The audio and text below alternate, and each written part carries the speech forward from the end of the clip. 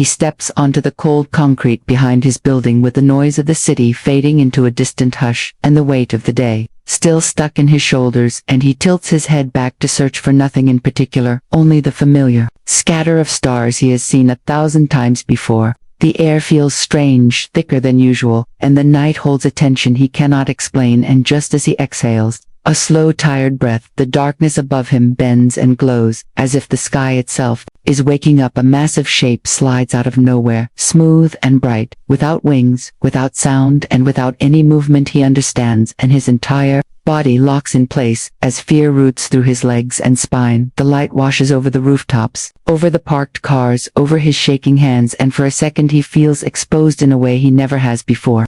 As if every thought, every memory, every secret is laid open. He wants to run, but he cannot move. He wants to scream, but his throat will not answer, and his phone slips from his fingers to the ground as the screen goes black. The craft hangs above him, silent and watching, and inside the light he senses motion, tall shapes drifting behind the glow, not quite solid, not quite shadow. His heart pounds so hard it feels loud enough to be heard across the city, and his mind breaks into fragments of prayers, doubts, disbelief, and raw animal terror. Time stretches thin and strange, and the night feels endless and compressed into a single breath. At the same time then, without warning, the brightness surges, and the craft lifts straight upward with impossible speed, leaving the stars trembling in its wake. The darkness crashes back down around him, and the cold rushes into his skin, as if the world has restarted without his permission. He drops to his knees, unsure whether he is about to vomit or cry, and can only stare at the empty sky where something impossible just erased itself. Minutes pass, or maybe hours, and he does not move until the sounds of traffic drift back into existence and remind him that the world is still turning. As he walks back inside, every shadow feels too deep. Every reflection feels delayed, and every step feels like he does not sleep. When the night finally releases him, the room feels wrong, as if angles shifted while he was outside, and every sound makes his skin tighten.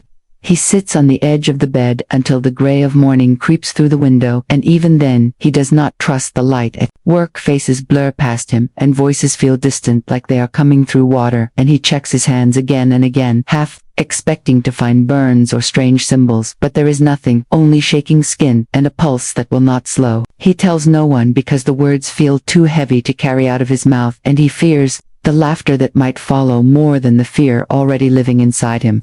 Every screen seems brighter than it used to be, and every shadow seems deeper, and when his phone finally powers on, hours later, he searches the sky on endless videos but finds nothing that matches what burned itself into his eyes. He jumps at sudden sounds, at passing helicopters, at reflections in windows that move a second too late, and at night the sky calls to him like a hidden wound. Dreams take him before sleep fully claims him, and in those dreams, the light returns and the shapes inside drift closer and closer until he wakes with his heart racing and his sheets soaked. He stops walking outside after dark, yet he still feels watched, through glass, through walls, through the roof above his head.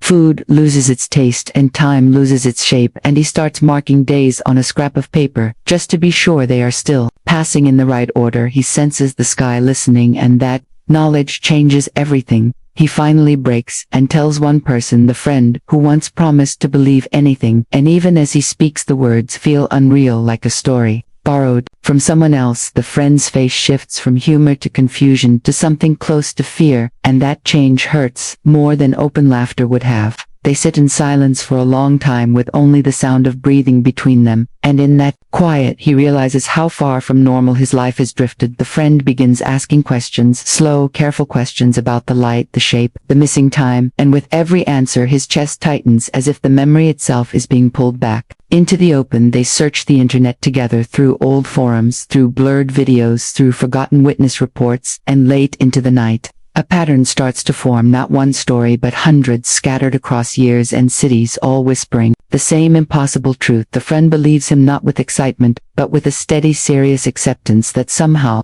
feels heavier from that moment. The fear no longer belongs to him alone, and that makes it grow even stronger on his way home. The streetlights flicker as he passes beneath them one by one, and he cannot shake the feeling that something is counting his steps.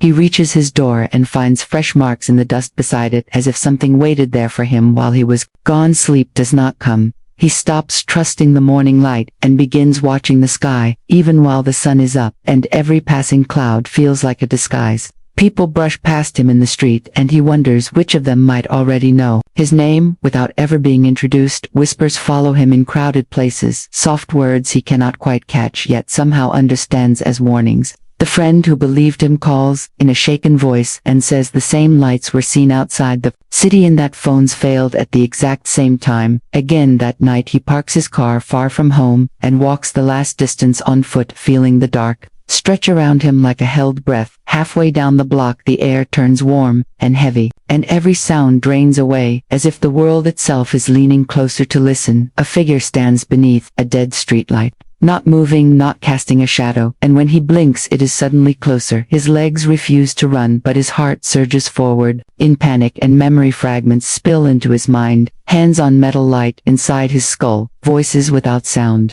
The figure lifts an arm, and the street bends like heat on glass. He falls to the ground as the pressure swells around his body, and the stars blur into streaks overhead. Then it ends as suddenly as it began, and the block returns with barking dogs and distant sirens. The figure is gone forever. He wakes on his apartment floor with afternoon light crawling across the walls and no memory of how he fell or how long he has been there. His body feels heavy, wrong, as if gravity learned a new way to hold him, and when he pushes himself up, dizziness folds the room inward. In the bathroom mirror, he finds marks along his ribs, thin and pale, like faded fingerprints that vanish when he presses them. Panic crawls up his throat.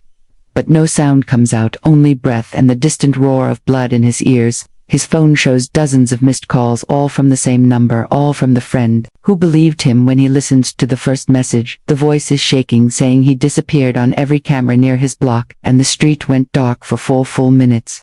The second message is worse, saying something stood where he had been standing. He deletes nothing. He barely eats, barely drinks, and spends the night pacing between the door and the window waiting for light. That does not come when sleep finally crashes into him. It is not gentle. He dreams of floating through a narrow corridor of blue fire while shapes watch from behind invisible walls. They do not move, but he feels them learning him. When he wakes again, he knows without knowing how that something inside him is no longer empty. Thoughts arrive that are not shaped. Like his old thoughts and memories flicker that do not belong to his life outside his window. The stars feel closer than before, and he senses that the sky now recognizes him. The air hums at night and he listens to it as if it were breathing, with a voice just beyond hearing that feels familiar. He decides he cannot stay trapped inside the apartment now. Every wall feels thinner, every shadow feels informed. He packs a small bag with clothes and water and leaves before the sky fully darkens again. The road pulls him forward with a pull. He cannot resist. Headlights carve tunnels through empty stretches of highway, and every mile feels counted by something far above. He drives without destination, guided only by pressure in his chest. The radio dissolves into static no matter what station he tries, and in the noise he thinks he hears rhythm, a pattern that mirrors the beating inside his ribs. Hours stretch strangely, and gas stations appear like islands. Strangers watch him with eyes that linger too long, as if they are checking him. Against an unseen memory, he sleeps in the back seat and wakes to blue dawn with no sense of how much time was stolen. Again, something in him is changing, sharpening, listening, reaching. He can feel directions that do not exist on maps. The sky grows wider, the land grows flatter and emptier, and the lights begin to appear just beyond the horizon, faint at first, like reflections, then steady and deliberate. They pulse in slow breathing cycles that match his own. Fear returns, but it no longer freezes him in place. It drives him forward with shaking hands on the wheel, as the road rises into empty hills and open sky. The lights drift lower and the air begins to vibrate. Every pulse presses against his bones like a distant drum. He knows without evidence that he has reached the edge, not of land but of whatever boundary once protected him. He stops the car and steps into the humming night. Alone, the stars above feel heavy, watchful, and close enough to touch his breath. Fogs, though the air is warm and trembling. The lights gather directly overhead in widening silent rings, and deep inside him something answers them like a signal returned. He no longer wonders if they are searching for him. He begins to understand that he has been preparing for this. His fear becomes a doorway, and he steps fully into it. The ground vibrates beneath his feet in rising waves. The air splits with light that pours downward around him, and the sky finally opens wide enough to take him back into the place where the change began. He returns to the world without understanding how the sky released him, or how the light let go, but he knows the road beneath his feet again, and the cold weight of gravity, pulling him back into a body that no longer feels entirely his own. The town looks the same, yet wrong, like a copy built from memory, rather than matter. People move through their days with faces that feel thinner, stretched over something else.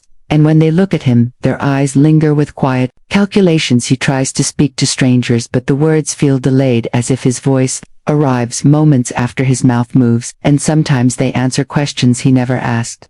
Sleep becomes shallow and broken, filled with drifting corridors and walls of soundless light. His friend avoids him now, not out of disbelief, but terror, and in their distance, he sees his own reflection, and it frightens him more than the craft ever did. Mirrors show him a version of himself that is slightly too still. Shadows lag behind his movements, like they are learning how to follow him again. He feels watched, even in crowds, especially in crowds, as if many eyes share one mind that tracks his steps. He begins to notice patterns in traffic, patterns in cloud cover, in the way birds lift from the ground just before he passes through. Entire days where the air tightens like a storm that never breaks. People near him grow uneasy without knowing why. Arguments erupt from nothing. Doors slam for no reason. Children cry at his presence, and he learns to walk the long way around instead of through the center of things. His job disappears without explanation, his name removed from schedules. His desk cleared as if he never worked there at all. Isolation folds in around him, not as emptiness, but as pressure, something narrowing his life inward, as if guiding him toward a smaller and smaller point. And in the quiet he feels instructions without words, not commands but invitations, shaped like gravity, pulling thought and intention into alignment. He no longer resists when the sky calls. At night he listens, and on certain evenings, the stars rearrange themselves just for him, and he begins to understand that the change was not something that happened to him, but something that now lives through him, waiting patiently to be fully awakened. He stops running from the pole, and begins walking toward it with deliberate steps through empty streets and sleeping fields, following a pressure that now feels like purpose rather than threat. The sky responds with subtle shifts, clouds thinning, stars sharpening, the air itself seeming to lean closer, as if listening for his heartbeat. At a forgotten clearing beyond the edge of town, he finds others already waiting, strangers with familiar eyes, each carrying the same quiet tension in their bodies, as if they too have been tuned to the same signal. No one speaks, yet understanding ripples between them without words. Shared memory without history, they form a loose circle beneath the widening stars, and the humming returns, stronger than ever, vibrating through soil and bone. Above them, the lights gather again, not sudden, not violent, but slow and patient, unfolding like enormous breathing petals. In the dark, fear rises in waves, but it no longer owns him, and he realizes the others feel the same, each of them standing at the edge of something they once tried to escape. Images bloom in his mind of distant skies, of long journeys, of watchers who are also wanderers, and for the first time he senses that the visitors are not hunters but messengers, shaped by distances too large for fear to cross. The air grows warm and bright, and the ground softens beneath their feet, as if reality itself is loosening its grip. He feels memories unlock inside him, stretching backward and outward beyond his childhood, beyond human time, into something wider, older, and waiting. The others stagger as the same truth reaches them, and some fall to their knees, not in terror now but in sudden, overwhelming recognition. The lights descend closer this time, and he finally stops running. He stands in the clearing with the others, and the sky opens fully above him, a vast living canvas of light and movement, shapes that defy memory and expectation, stretching outward into infinities. He no longer feels small or afraid, only connected, as if the pulsing hum in his chest is the same pulse holding the stars together.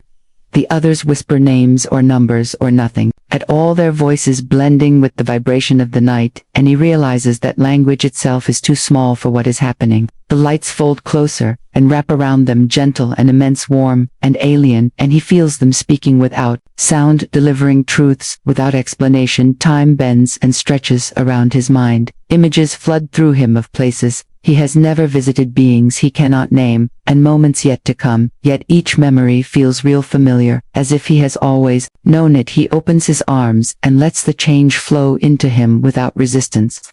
The feeling is complete, terrifying, and liberating all at once. The world below his feet seems to soften, dissolve. The boundaries between what is real and what has always been. The strangers beside him begin to smile, cry, tremble, all at once, recognition passing between them silently like a tide. When the light recedes slightly, he sees the earth beneath him, anew, every shadow, every tree, every street alive with hidden patterns and purpose. He walks home slowly, carrying the knowledge that he has touched something larger than fear, or doubt, larger than life itself. And when he speaks again to others, he speaks with a calm that carries the sky inside him. The world is the same yet forever different, and he knows he will spend the rest of his life helping others see beyond the ordinary, guiding them to listen, watch, wait, and trust in what they cannot yet understand. He looks up one last time that night and smiles, because everything has changed, and nothing will ever be the same again.